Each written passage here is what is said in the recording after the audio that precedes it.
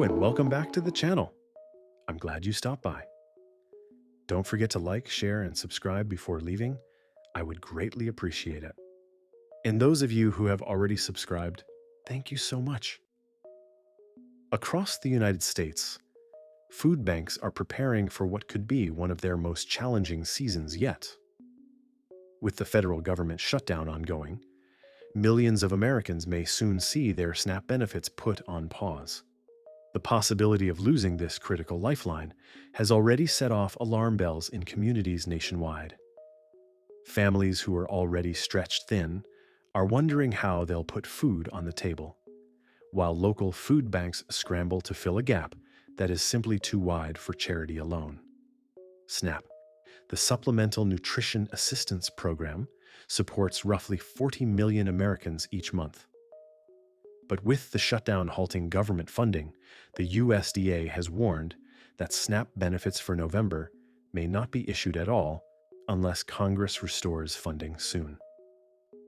States like Pennsylvania, Texas, and Arizona have already announced they may not be able to distribute payments if the impasse continues.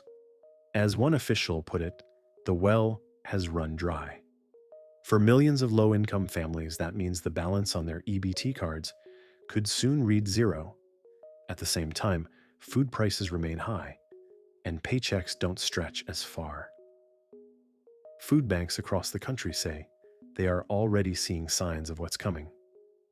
In Indianapolis, one pantry reported serving twice as many families in a single day compared to normal.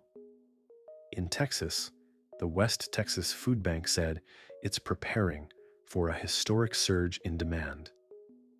Across the country, warehouses are running low. "I've never seen our inventory this low," one food bank director told the Associated Press. Normally, for every one meal SNAP provides, food banks can only supply about 1/9 of that amount. That means if SNAP stops, even temporarily, the charitable food network won't be able to absorb the shock. The effects are deeply personal.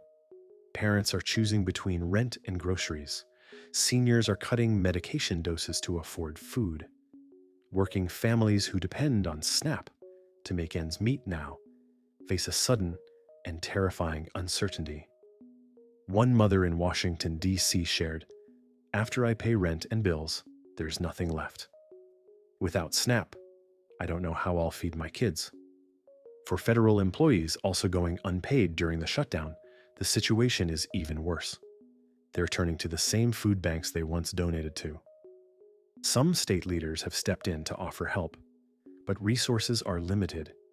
New York Governor Kathy Hochul approved $30 million in emergency funding for food assistance. New Mexico Governor Michelle Lujan Grisham allocated $8 million for food banks. Still, most states say they can't cover the full gap, not without federal funding or reimbursement later. As a result, many are directing residents to food banks that are already stretched thin.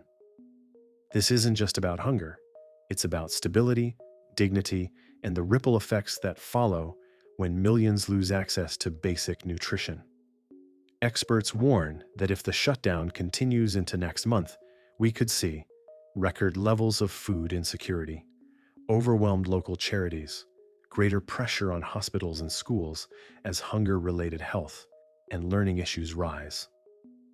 SNAP was created to keep families from falling into crisis, but without it, the burden shifts to nonprofits and communities that were never designed to carry that weight alone.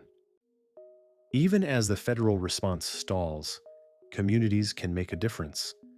Caring individuals can volunteer at local food banks or community kitchens, donate money or non-perishable goods, spread awareness, share this story so others know help is needed, and check local resources for emergency assistance programs.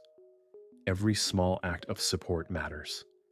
A single family's donation or 1 hour of volunteer time can help keep shelves stocked and neighbors fed. Finally, as the shutdown continues, the question remains: how long can food banks hold out if federal food aid disappears?